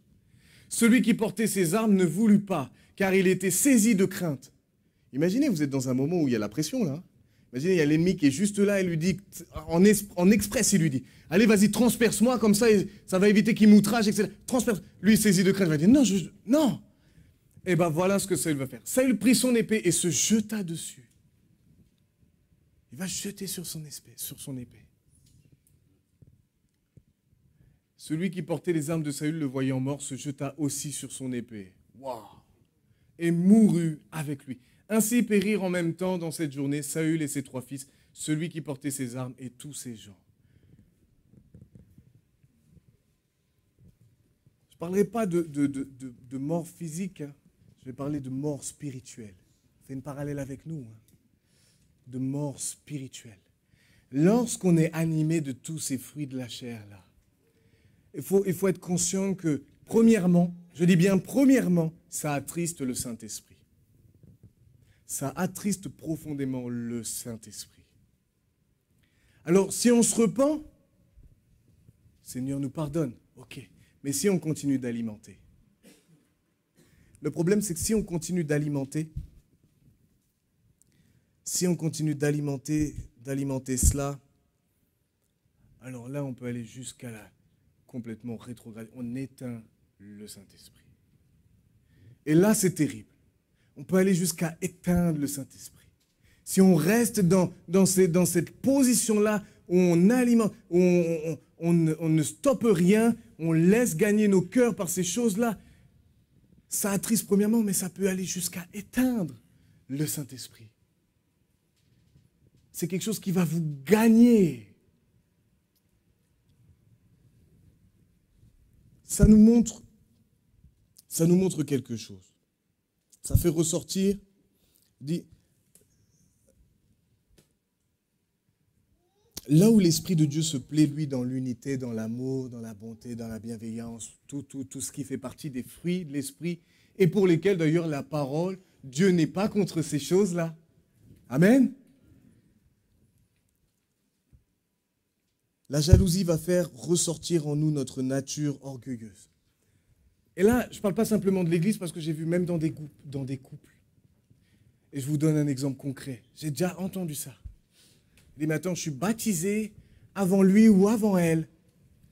Baptisé d'eau. Et lui ou elle n'est pas encore baptisé d'eau, il est déjà baptisé du Saint-Esprit. Normalement, c'est à moi d'être baptisé du Saint-Esprit avant. Vous rigolez, mais je vous assure, c'est des paroles que j'ai entendues. Je ne suis pas en train d'inventer, ce n'est pas un exemple qui est venu comme ça, c'est vraiment un exemple concret. Parmi tant d'autres. Nous fait entrer en compétition les uns avec les autres. Nous pousse à avoir des pensées, des attitudes et même une manière. Je dis, et ça, c'est pour ça tout à l'heure je disais, mais je dis même dans notre manière de prier. Même dans notre manière de prier.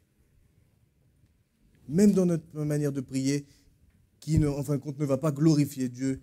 Et aucun de tout ce qu'il nous a dit, aucun précepte, aucun commandement qui nous a été donné dans sa parole. Ça nous divise, ça je l'ai dit, et ça nous blesse. Ça blesse l'autre. Ça blesse, ça détruit. La jalousie, il n'y a aucun bon fruit qui sort de la jalousie. Il n'y a aucun bon fruit qui sort de la querelle. Il n'y a aucun bon fruit qui sort d'une division. Il n'y a aucun bon fruit qui sort de cette animosité qu'il y a dans nos cœurs et que nous ne retirons pas, nous n'arrachons pas de nos cœurs. Là aussi, ça me vient, je n'ai pas pensé, mais dans Éphésiens, il est marqué, et déraciner, retirer dans vous les racines de quoi? D'amertume, d'animosité, de colère. Il faut les arracher. Il ne faut pas dire, oh non, allez, oh calme-toi, apaise-toi ma colère. Non! C'est pas ce que Dieu nous demande. Il dit, et c'est à toi de le faire. C'est toi qui prends la décision de dire, non, maintenant, racine d'amertume, dégage dans le nom de Jésus. Racine d'animosité, dégage dans le nom de Jésus. Racine de colère, dégage dans le nom de Jésus. Seigneur, viens, donne-moi la capacité de pouvoir avoir une vision saine, des pensées saines, un cœur saint qui te glorifie. Amen. Si nous comprenons, c'est ce que je vais vous dire juste après, parce que on évite de tomber comment on évite de tomber dans la jalousie face aux uns et aux autres. J'ai dit, il faut veiller sur ses pensées, il faut veiller sur son cœur, il faut veiller sur sa bouche. Comme je disais tout à l'heure, de l'abondance du cœur, la bouche parle. Vous savez, il n'y a pas besoin d'avoir des discussions d'une heure pour savoir comment est une personne. Bonjour, ça va? Ça va. 5 mots. Bonjour, ça va? Ça va. Ou bonjour, ça va? Oui, très bien. On le voit tout de suite. Quelqu'un qui va bien et quelqu'un qui ne va pas bien, dès le départ, ça s'entend. Même si on n'en connaît pas la raison au départ. Parce qu'après, ça s'approfondit. Mais ça s'entend. Ou ça se voit, la démarche. Des fois, on marche comme ça. Le monde est lourd. Mais c'est vrai. Est-ce que c'est faux? Ça se voit. Ça se voit. Alors des fois, on essaie de faire semblant, mais franchement, ça ne fonctionne pas. En tout cas, ça peut fonctionner un temps, mais tôt ou tard, ça se voit. Le regard. En plus, vous n'avez pas de chance parce qu'il y a quelque chose que le Covid a amené, c'est les masques. Et les masques, on voit encore plus le regard. Alors là, ça se voit. Quelqu'un qui est fatigué, ça se voit. Encore plus. Ça accentue le masque. Ça accentue cette partie-là, la partie haute de nos visages.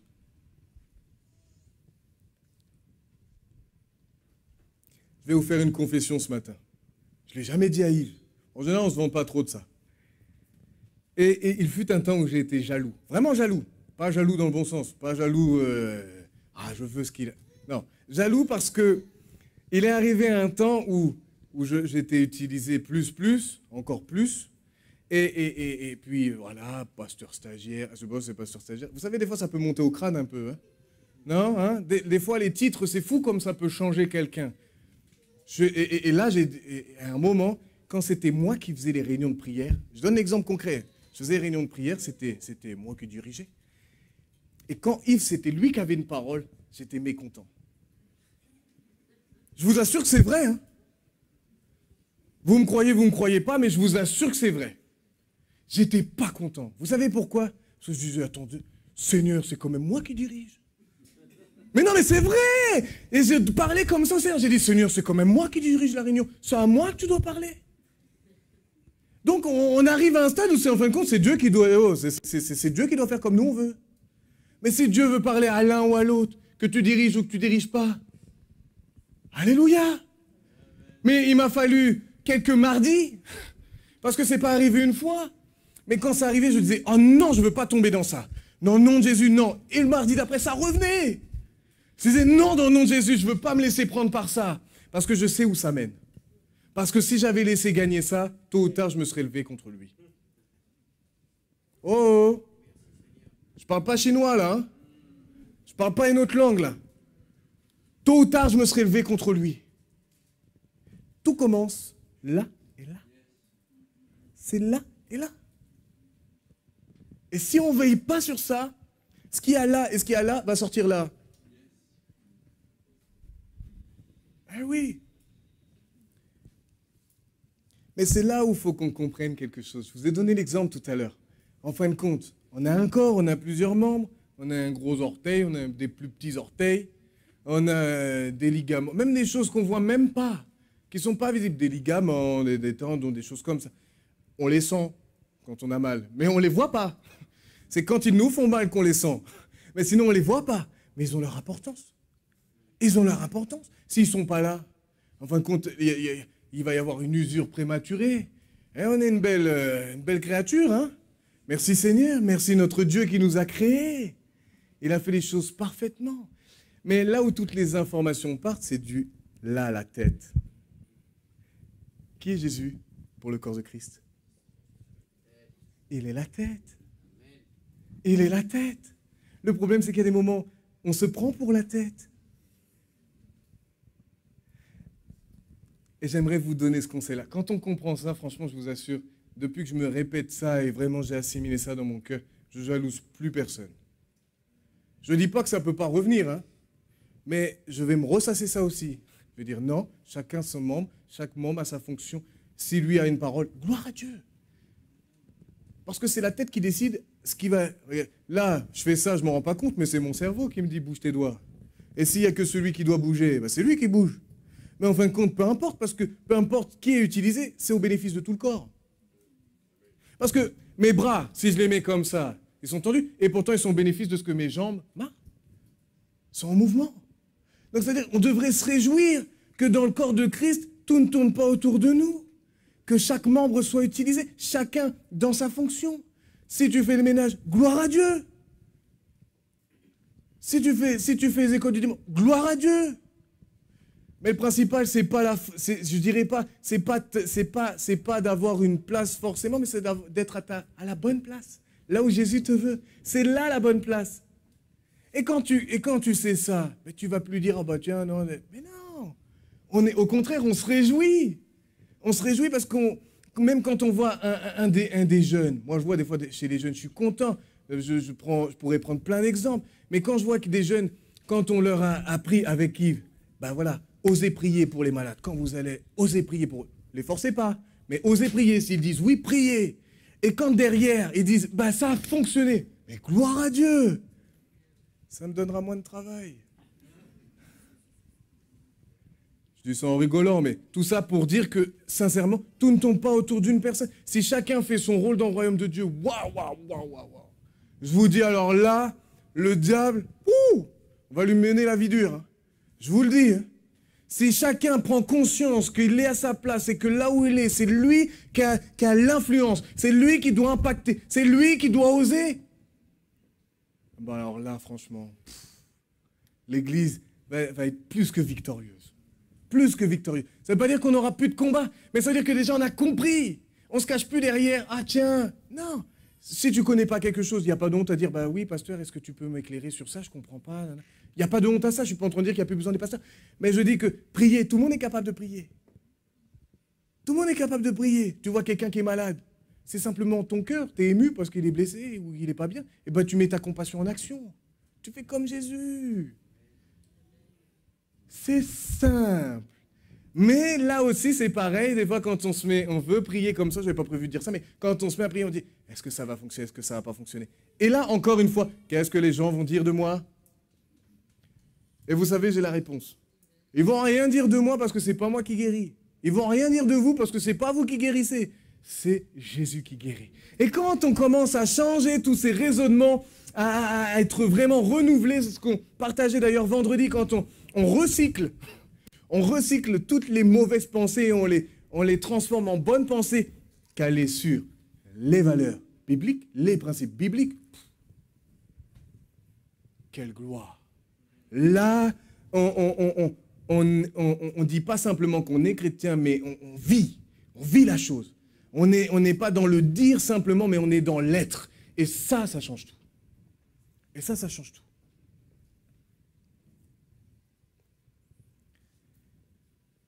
Galates 5, 14 à 15 nous dit, « Car toute la loi est accomplie dans une seule parole, dans celle-ci, tu aimeras ton prochain comme toi-même. Mais si vous vous mordez et vous dévorez les uns les autres, prenez garde que vous ne soyez détruits les uns par les autres. »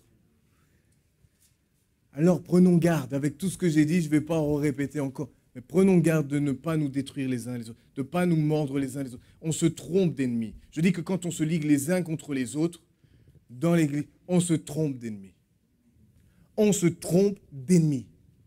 Notre ennemi commun, c'est Satan.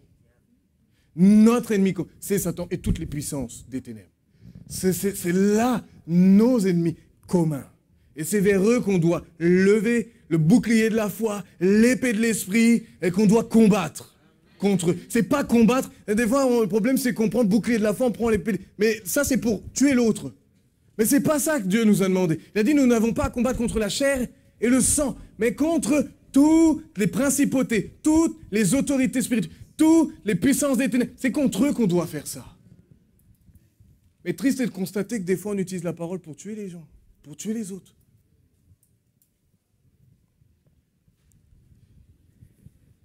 La jalousie n'est pas une branche de l'amour. Nous n'accomplissons pas la parole de Dieu lorsque nous sommes animés par ce type de sentiment. Au contraire, nous nous blessons les uns les autres. Rien ne peut découler de positif de la jalousie. Elle détruit des couples, des foyers, des amitiés, des églises. Le disciple de Jésus, sans l'action du Saint-Esprit, une position ferme à ce sujet, ne pourra être vainqueur de la jalousie. Et ça vaut aussi pour la colère, ça vaut aussi pour l'amertume, ça vaut aussi pour l'animosité, ça vaut. De la même manière que le corps, ça je l'ai dit, mais je vais le répéter parce que j'ai dit autrement. De la même manière que le corps a des membres différents qui ont des fonctions différentes, il en est de même pour le corps de Christ. La valeur que tu as aux yeux de Christ ne dépend pas de ta position, fonction dans le corps de Christ. La valeur que tu as aux yeux de Dieu ne dépend pas de ta fonction, de ta place dans le corps de Christ. Mais dans le fait que tu as été racheté par Christ à un grand prix, qu'aux yeux du Père, tu es une perle de prix. Amen. Je pense sincèrement que si notre moi meurt, nous nous réjouirons plus facilement et naturellement de la réussite des autres dans le corps de Christ, et même en dehors. Même pour ceux dans nos travails qui ont des promotions et des choses comme ça, on va être heureux pour eux. La définition de l'amour dans la Bible nous dit que la charité, l'amour est patiente. Elle est pleine de bonté. L'amour n'est point envieuse. L'amour ne se vante point. Elle ne s'enfle point d'orgueil. Elle ne fait rien de malhonnête. Elle ne cherche point son intérêt. Elle ne se réjouit pas. Elle ne s'irrite point. Elle ne soupçonne point le mal. Elle ne se réjouit point de l'injustice, mais elle se réjouit de la vérité. Elle excuse tout. Elle croit tout. Elle espère tout. Elle supporte tout. La définition biblique de l'amour est en partie accentuée sur le fait que l'envie, la recherche de son propre intérêt ne fait pas partie du vocabulaire de Dieu, de Christ, ni même du Saint-Esprit, au sein du royaume de Dieu. Alors, rejetons fermement ce type de sentiment ou pensée qui alimente toutes ces choses. Prends position, demande l'aide de Dieu et tu réussiras à te détacher des liens de la jalousie et de l'envie. J'ai terminé. Alléluia.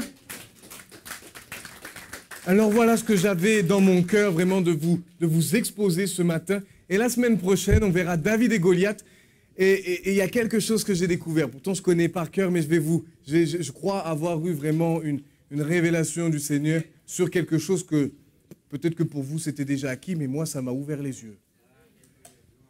Donc, vous verrez ça la semaine prochaine. Je ne vais pas tout faire aujourd'hui. Hein. Alors, on se lève et on prie, d'accord ?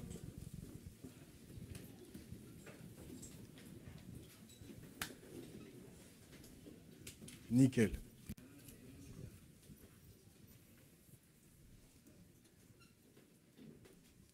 Seigneur, tout d'abord, merci. Merci pour ton esprit, merci pour ta parole, merci pour aussi tous ces avertissements, tout ce que tu donnes à nous qui sommes ton peuple, pour que nous puissions revenir à toi pleinement, pour que nous puissions prendre conscience de nos positions, de nos motivations, de nos intentions qui sont parfois contradictoires à ce que ta parole donne et dit. Alors Seigneur, merci, je te prie que s'il y a des personnes qui souffrent, qui sont atteints, non pas notamment cette personne au niveau de la jalousie, que tu puisses travailler son cœur. Mais je veux que tu travailles le cœur de tout à chacun afin que nous puissions toujours nous réjouir de la réussite des uns et des autres. Que nous ne puissions pas voir l'autre comme un adversaire, que nous ne puissions pas voir l'autre comme l'ennemi, alors que nous sommes le corps de Christ, nous sommes ton peuple, nous sommes des fils et des filles que tu as adoptés, d'adoption. Alors nous voulons nous aimer d'amour comme des frères et des sœurs. Nous ne voulons pas toute amertume, toute animosité, toute colère, toute jalousie, maintenant soit ôtée de chacun de nos cœurs dans le nom tout-puissant de Jésus. Peu importe l'intensité, peu importe le degré, mais même un tout petit peu, nous n'en voulons pas. Nous la rejetons dans le nom tout-puissant de Jésus. Seigneur, je te demande de bénir ton peuple. Je te demande d'être avec eux sur toute cette semaine qui va découler. Je te demande de les bénir et même s'il y a des coups durs, je te prie de leur donner ta paix. Que tu puisses donner ta paix, que tu puisses donner ta joie intérieure, que tu puisses donner ta sagesse, afin qu'ils puissent mieux appréhender même certains imprévus. Vraiment, équipe-nous pour la semaine à suivre, afin que nous puissions te glorifier dans nos attitudes, que ce soit dans les bons ou dans les mauvais moments de nos vies. Dans le nom de Jésus, Amen. Amen, amen, amen. Voilà, je laisse maintenant l'équipe pour...